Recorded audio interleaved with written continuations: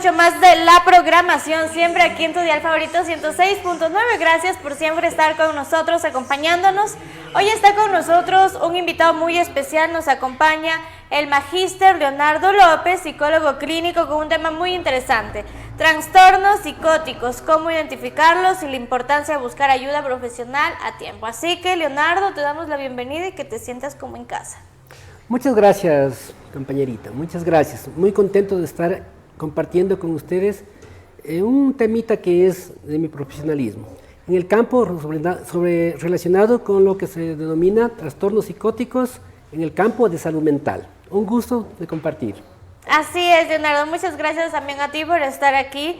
Coméntanos un poquito a qué se le denomina trastornos psicóticos. Ya, antes de ello quisiera hacer un preámbulo, ¿ya? ¿Qué son primeramente un trastorno? ¿Qué son los trastornos en salud mental? Trastorno de salud mental se refiere a enfermedades en el campo mental. No son físicos, son enfermedades que a veces se agravan. Un trastorno psicótico se refiere a alteraciones de la realidad. Hay diferencias en salud mental, hay diferencias en lo que se refiere, hay trastornos de ansiedad, trastornos de personalidad, hay trastornos de la conducta alimentaria, hay de los estados de ánimo y muchas situaciones más que se presentan en el campo de la salud mental. El tema que podemos tratar es trastornos psicóticos. Los trastornos psicóticos sí se diferencian en parte del campo psicológico netamente. ¿Por qué? Porque este tipo de trastornos, enfermedades, son graves. Y sobre todo se trata también en el campo psiquiátrico, campo médico y campo emocional, campo psicológico clínico. Al hablar de este tipo de trastornos, siempre vamos a hablar basados siempre en la manera del DSM-5, que es la clasificación que tenemos ante determinadas situaciones. Al hablar de trastornos psicóticos tenemos el primero, y el que es más clásico, que es la esquizofrenia. Seguido también de trastornos esquizoafectivos, trastornos también delirantes. Y también hay otros más, pero sin embargo vamos a sacar y vamos a entablar, me gustaría entablar el tema sobre la esquizofrenia. Así es, de verdad que qué lindo también entender ya un poco más el contexto de cuáles son los trastornos psicóticos y que hay diferentes tipos de trastornos.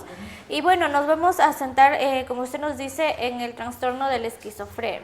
¿A qué se le considera ya este trastorno de esquizofrenia? ¿Cuáles son los síntomas de este trastorno? ¿Cómo identificarlos a tiempo? Ya. La parte de la esquizofrenia, por ejemplo, se refiere a un trastorno que puede ser genético primeramente, ya que pudieron haber tenido nuestros ancestros o nuestros antecesores, puede ser abuelitos, tíos, primos. El trastorno es la parte. Segunda parte, ¿cómo lo podemos identificar al tipo de trastorno, por ejemplo, esquizofrénico? También es por la parte médica. La conducta que se refiere. Es muy diferente hablar de conducta y comportamiento. Apenas lo entendemos, lo generalizamos, pero no es lo mismo. ¿Por qué? Porque la conducta es cómo yo cojo y yo cómo me siento, cómo identifico esa parte que yo lo puedo pensar. El comportamiento, en cambio, es una manera conductual. El comportamiento es como, en cambio, yo hago la acción, cómo me estoy en este momento identificando. Conducta, yo puedo todavía coger y manejarlo, pero en cambio el comportamiento es ya cómo actúo. En la parte de los trastornos, por ejemplo, de esquizofrenia, siempre se va a clasificar por 2 o 3 tipos. El primero, por ejemplo, que son ideas delirantes. ¿Qué es una idea delirante? Una idea delirante es cuando uno tiene pensamientos o creencias falsas sobre cierta actitud, ¿ya? Una idea es algo que tal vez se le pase en la mente a una persona.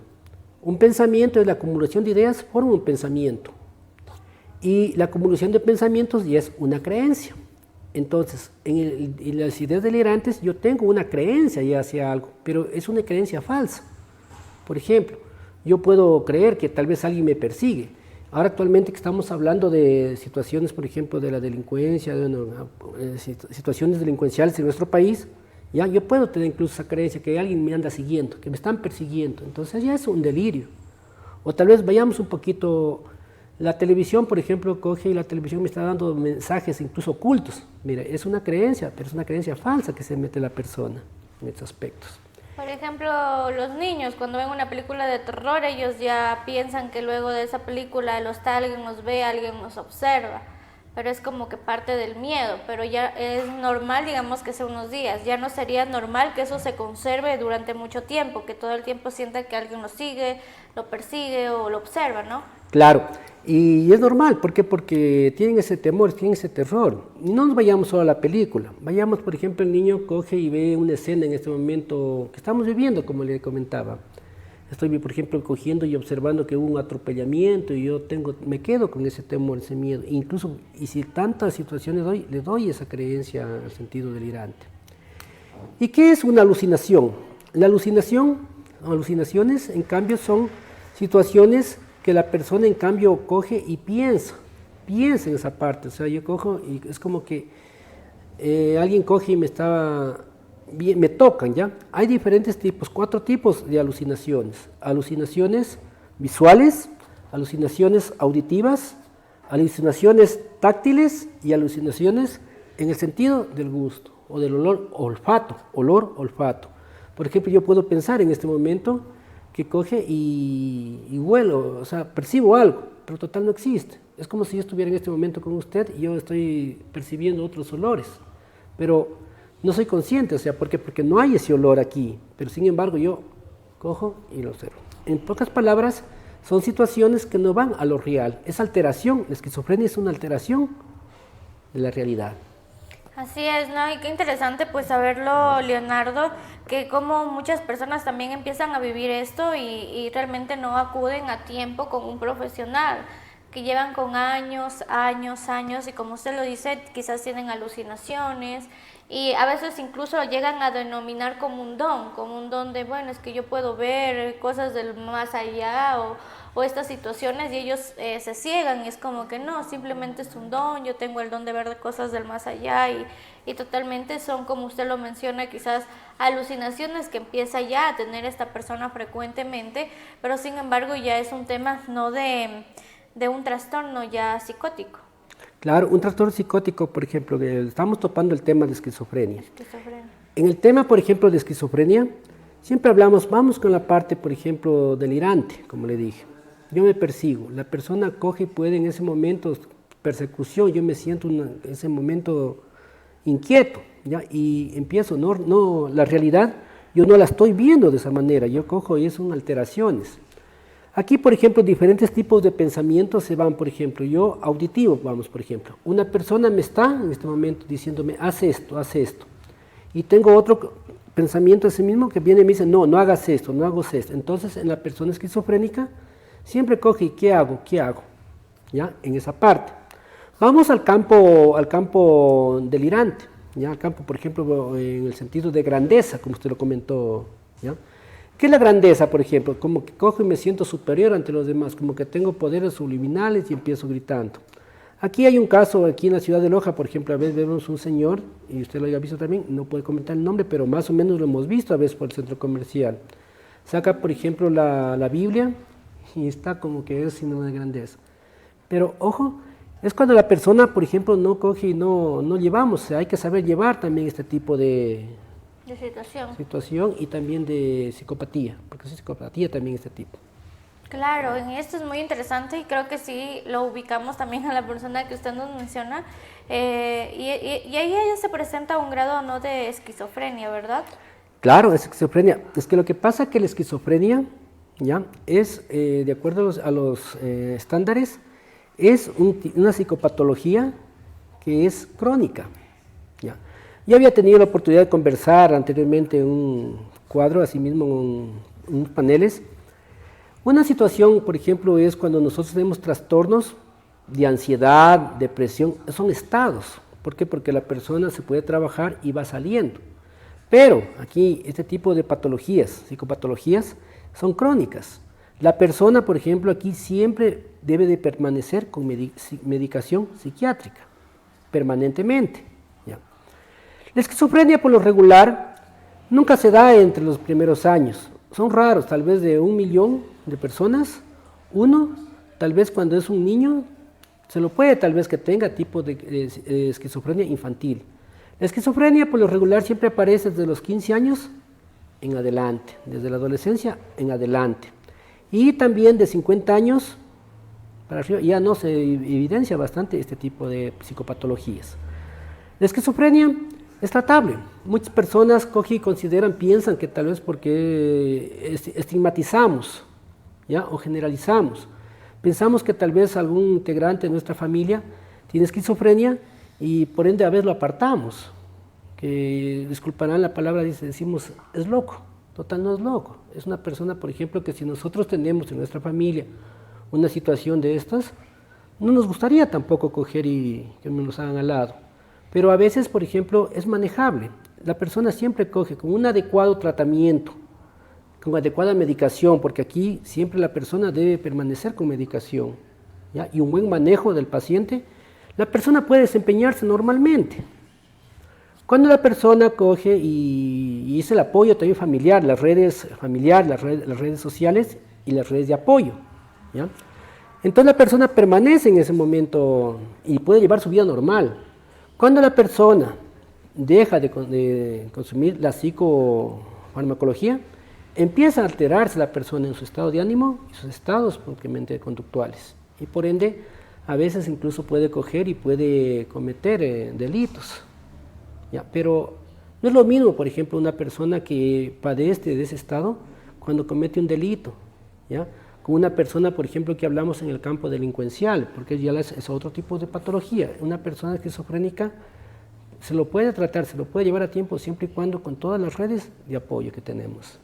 Así es. ¿Hasta qué punto, Leonardo, un psicólogo puede tratar a una persona con esquizofrenia? Quizás igual hay niveles de esquizofrenia, ¿no? Cuando ya están en un grado muy avanzado, de pronto ya necesitan también otro tipo de atención, o hasta qué punto un psicólogo puede tratar un caso de esquizofrenia. Es un trabajo multidisciplinario. La esquizofrenia es un trabajo multidisciplinario en el cual tiene que ver principalmente el médico psiquiatra, el psicólogo clínico. ¿Ya? Para uno evaluar una persona que tiene esquizofrenia siempre va el apoyo en el campo psiquiátrico, ve el campo, por ejemplo, médico. ¿Por qué? Porque él, por ejemplo, cogerá, tratará, le evaluará y de acuerdo él dará su medicación. El psicólogo clínico evaluará. El psicólogo clínico trabaja con aquella persona principalmente, ¿ya? Con la familia en el sentido de apoyo, que siempre coge y lo debemos de llevar. La persona esquizofrénica nunca se debe apartar de la familia. La familia siempre tenemos. Mire, hay un ejemplo, por ejemplo, que lamentablemente estamos viviendo en estas situaciones. Por ejemplo, nosotros a veces estigmatizamos. Nosotros escuchamos, por ejemplo, en estos días que hubo un señor adulto mayor que lo encontraron por el sector del Calvario, aquí en la ciudad de Loja. Y muchas personas, y he escuchado, muchas personas cogen y dicen, no, es que estuvo bajo efectos del alcohol. No, no se trata no podemos juzgar, ¿ya? Dice que se ha quedado el señor ahí, bueno, ya una vez que se cometió el hecho. No podemos juzgar, porque no sabemos realmente. Supongamos que el señor tenía este tipo de trastornos, pero sin embargo estuvo bajo efectos en cambio del alcohol o algo de esas cuestiones, ¿ya? Que por supuesto, también es la esquizofrenia también es un coadyuvante de este tipo de consumos propiamente. La esquizofrenia se da incluso hasta por el estrés. Como les repetí, puede ser genético, ¿ya? ¿Por qué? Porque mis papás, bueno, estuvieron en la situación. Segundo, por el estrés. El estrés también llegamos a este tipo de situaciones. El estrés, cuando no lo sabemos manejar, también nos puede dar este tipo de efectos, creencias a veces negativas, creencias que a veces no van con la realidad, ¿ya? También en la parte, por ejemplo, acontecimientos que se dieron, tal vez, no sé, me abusaron sexualmente, fui maltratado, fui ultrajado, discriminado, todo eso, entonces la persona llega a acumular también este tipo y empieza a tomar este tipo de pensamientos y conductas también al mismo tiempo, o comportamientos, como les comenté hace un momento. Así es, doctor, ¿no? Qué lindo, interesante también conocer esta parte de la esquizofrenia, también entender un poco más del comportamiento, cómo ustedes también como psicólogos trabajan de la mano, también no solo ustedes solos, sino también entendiendo que va de la mano en conjunto con un médico, ¿no?, psiquiátrico, que como usted lo menciona, y la importancia de todo este apoyo que se brinda también a la persona que lo vive, la importancia de entender que si alguien de nuestra familia o algún conocido también está pasando por esto, no aislarlo, sino más bien poderle brindar una ayuda profesional, ¿no?, guiarlo y todo, y sobre todo que cuando uno se informa ya con un profesional, también nos va a guiar a cómo sobrellevar esta situación, ¿no? Y eso creo que es lo más interesante, como usted lo menciona, no aislarlo, decir, ahí está loco y no nos llevemos con él, no, sino más bien entender qué es lo que está pasando y cómo podemos sobrellevar esta situación. Dentro de esto, doctor, ¿en qué momentos ya nosotros como personas familiares debemos ya acudir a un profesional, psicólogo, a un médico psiquiatra? Desde el momento que empezamos, por ejemplo, con tipos de conductas que no son adecuadas, ¿ya? En el sentido, por ejemplo, empiezo a pensar de más, coger y a veces hablar cosas incoherentes dentro del campo familiar, social o laboral. Por ejemplo, yo cojo y en este momento en campo laboral vamos, estamos en este momento y estando bien, a veces coge mi compañero, empieza a contar cosas delirantes, a coger algo que no va con la realidad de nuestra sociedad. O a veces, por ejemplo, tenía un compañero, un paciente mío, X, ¿ya? Un compaciente, por ejemplo, cogía y estando bien la hija, se desnudaba e iba por la calle. Entonces yo veo que no es algo coherente. No es algo coherente, es algo que no está con nuestra realidad. La esquizofrenia también se puede dar en base a uso de drogas. En base a uso de drogas. ¿Por qué? Porque las personas que consumen cannabis, sobre todo, ¿ya? Los estudios van que los que consumen cannabis siempre producen este tipo de alteraciones. O también cuando coge y veo una persona que empieza a hablarme cosas, por ejemplo, que no son reales en ese momento. Me dice, mira, veo, estoy viendo en este momento, asnos volando, por ejemplo. Mira, es algo que uno ya se da cuenta esa parte. O una persona persistente, también coge y persiste en lo mismo, algo que no es real, entonces ahí nos damos cuenta que son tipos de cosas para hacerlos analizar. Y nosotros, como le vuelvo a repetir, como redes sociales, como compañeros, la familia misma, entonces tenemos la obligación de coger y hacerle ver o poner también conocimiento. Ahora, yo como cojo y veo que tiene una persona esquizofrenia o otros tipos de delirios, en base, por ejemplo, exámenes, como profesional, yo cojo y mando a hacer exámenes. Y trabajo con el campo médico. Es más, como la esquizofrenia es un trastorno más tipo mental, aquí no metemos tanto el neurólogo, metemos más al campo psiquiátrico y campo psicológico clínico. El campo médico, por ejemplo, psicológico clínico, yo cojo y le puedo mandar a hacer exámenes en ese momento para ver cómo está. Algo muy importante, también la esquizofrenia se da por el caso también de los neurotransmisores. Todo nuestro cerebro no funciona a sí mismo. Nuestro cerebro tiene la masa encefálica, ¿ya? La masa cerebral, lo que empíricamente llamamos los sesos. Pero ojo, no todos los sesos cumplen la misma función. Tengo la parte frontal, parte parietal, parte temporal y parte occipital. Todos no cumplen la misma función y todas las neuronas segregan diferentes tipos de neurotransmisores. Entre ellos tenemos la serotonina, las principales, serotonina, dopamina, ¿ya?